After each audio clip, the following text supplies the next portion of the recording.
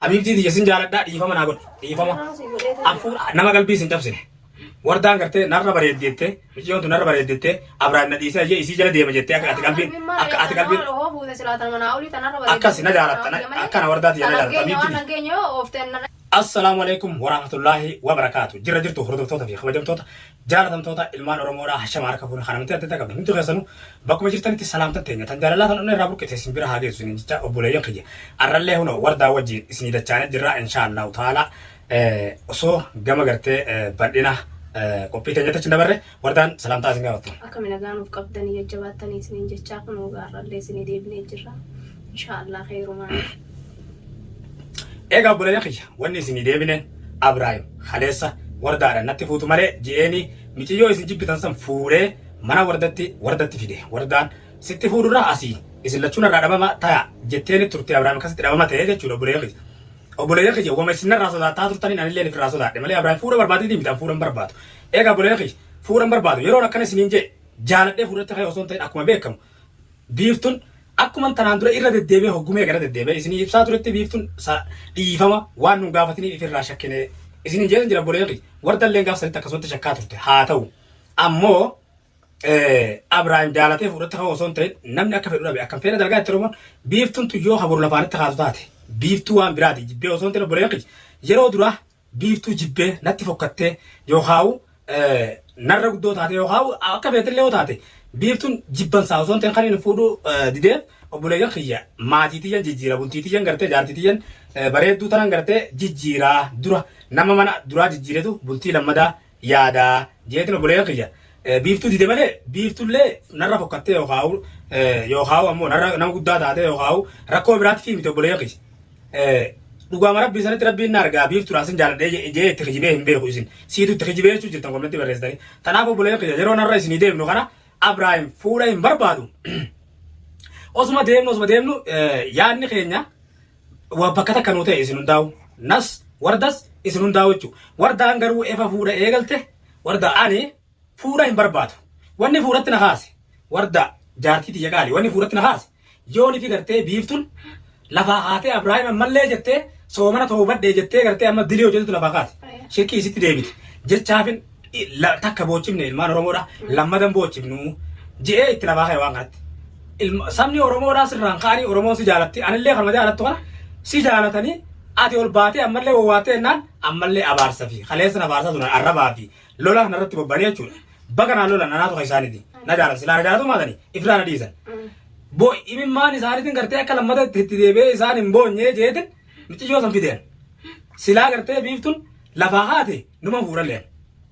Ammoo garuu biiftuun lafaan kaane sanuma asitti osoo waan biratti seenin alhamdulillah jaarsi siidhaa michiyyoo sun natti kijibdee jaarsi kiyya gartee na hiikee jira adda baane naan jette eessa jira biyya tana jira laa biyya inni bar ilmaan guurateetu gale naan jette namni gartee nama guddaa jala oolu nama guddaa nama gooti nama guddaadha dhugaadha michiyyoo nama guddallee taatu ani kun gartee ijoollee gabbee har'a nama guddaadha alhamdulillah umrii diyyaa gartee anaa fi rabbiitu beeka bifaan nama guddaan fakkaadha garuu alhamdulillah ammallee nama guddaadha kabajaadha qaba namni guddaan alhamdulillah rabbiin na guddise ilmaanii qaba tanaafu yeroo sanitti jechuudha maaliif miyyoo san gartee nama guddatullee gartee as fide nama qalbii isin cabsine wardaan gartee narra bareeddeettee michiyoontu narra bareeddeettee Abrahaam na dhiisee isii jala deema jettee akka ati qalbiin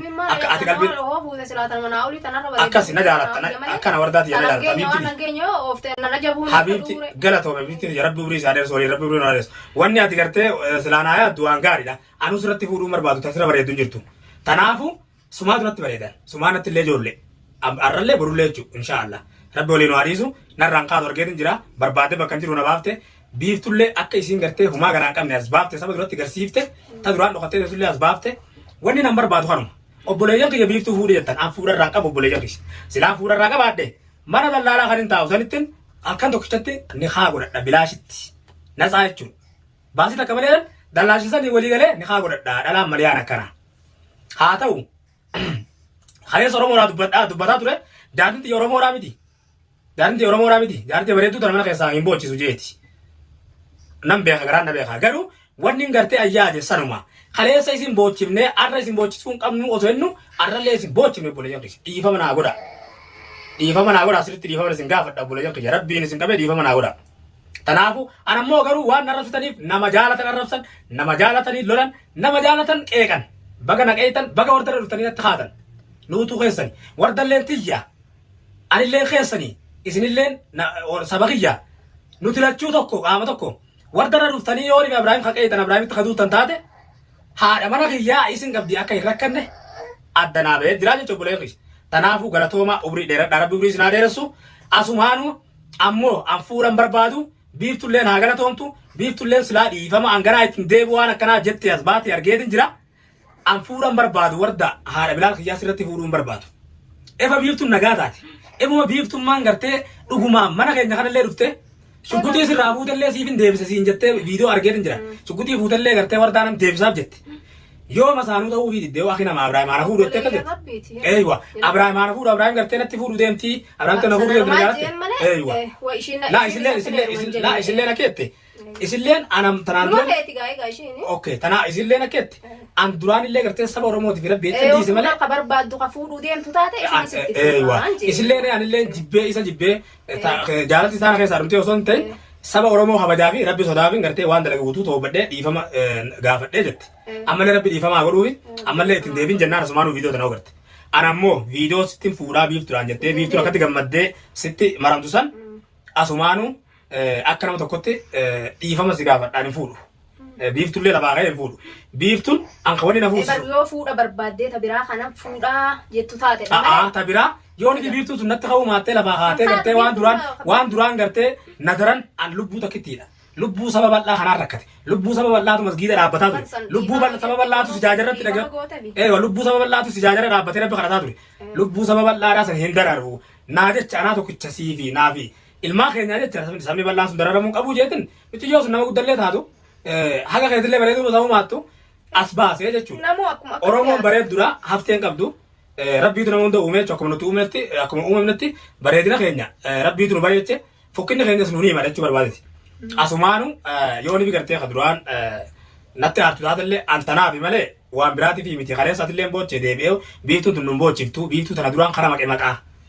Wanni ati fudhatuudha eeyyu takka wanni ati fudhatuudhaaf. Itti deemtu akka itti laatte takka yoo namni si dura fudhate nama dhiiftaa. Saniifi nama isiin na barbaaddi yoo namni biraana dura isii duraan argate ifirraa na dhiiftii jechaa itti lafaa malee fuudha barbaadetti miti silaan fuudhe an duraan fuudha dhala.